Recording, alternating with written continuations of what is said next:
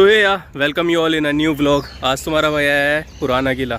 यहाँ की जो टाइमिंग है वो सुबह 7 बजे से शाम के 5 बजे तक की है। और टिकट प्राइस के बारे में बताऊँ तो 45 रुपीज़ अगर ऑनलाइन बुक कराते हैं और यहाँ पे आके लेते हैं तो 50 रुपीज़ पर हेड।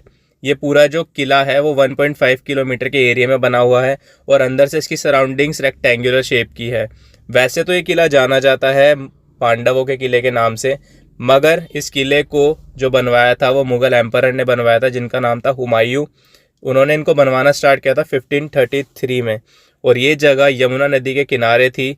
और कहते हैं कि उस वक्त में ये इतना अच्छा और इतना सुंदर बना था कि हुमायूं ने इसका नाम रख दिया था दीनपना, जिसका मतलब होता है आस्था का रक्षक।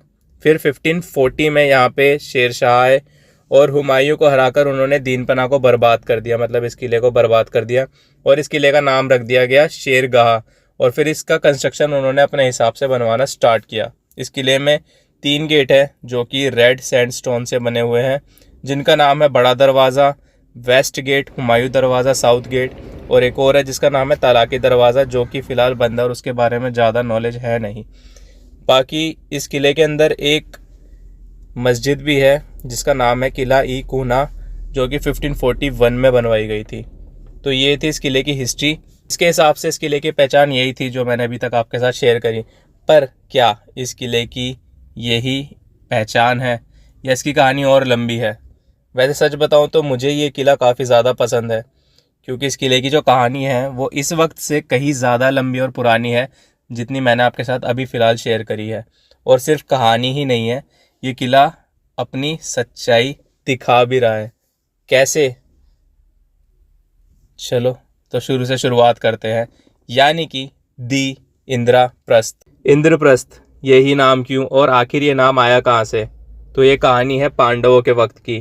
कहते हैं पांडवों ने कौरवों से 5 गांव मांगे थे, जिनमें से एक जगह थी जिसका नाम था खांडवप्रस्थ, जो कि एक बहुत बड़ा और घना जंगल था।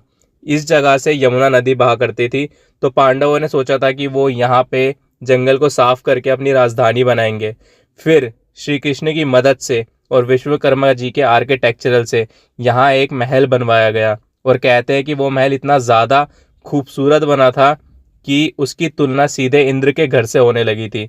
इंद्र का घर यानी कि स्वर्ग, मतलब ऐश और आराम, ऐसी सारी चीज़ें जो हमने अभी भी नहीं सोच सकते ना, वो सारी इंद्र के घर पर है। तो इस वजह से इस जगह का नाम दिया गया इंद्रप्रस्थ। अब कई लोग कहेंगे कि ये सब झूठ है या फिर एक गई गुजरी सोच। तो अब रियलिटी पे आते हैं। ये जो महल है बहुत ही उतार और चढ़ाव से गुजरा है और बहुत सारी बातें और कहानियों से जुड़े होने के कारण यहाँ बहुत सारी खोजें भी हुई है। ये जो जगह है वो यूनेस्को हेरिटेज साइट के अंदर आती है फ्रॉम 1993। और इसकी इतिहास की वजह से यहाँ जो खुदाई हुई है वो हुई थी 1954 से 55, फिर 69 से 73, 2013 से 14, फिर 17 से 18 और रिसेंटली जनवरी 2023 ये सारी खुदाई कराई थी ASI ने, यानी कि archaeological survey of India. ASI की खोज में पता चला कि यहाँ पे मौर्यन, सुंगा, कुशाना, गुप्ता, राजपूत और कई सारी डायनेस्टीज मुगल से पहले रह चुकी है। और ये जो जगह थी, मतलब ये जो किला है, वो एक टाइम पे बहुत बड़ी बिजनेस साइट के तौर पे भी यूज़ हुआ है। यहाँ पे जो चीज़ें अब तक मिली है वो है कई सारे कॉइन्स, कई सारे स्कल्पचर्स, कई सारे मिट्टी के बर्तन, छोटी छोटी मूर्तियाँ, जिनके बारे में अगर मैं आपको बताऊँ तो एक गजलक्ष्मी की मूर्ति मिली है जो कि है गुप्ता एरा की, मतलब गुप्ता के टाइम की। एक गणेश जी की मूर्ति है जो कि लगभग मुग़ल एरा के आसपास की मिली है।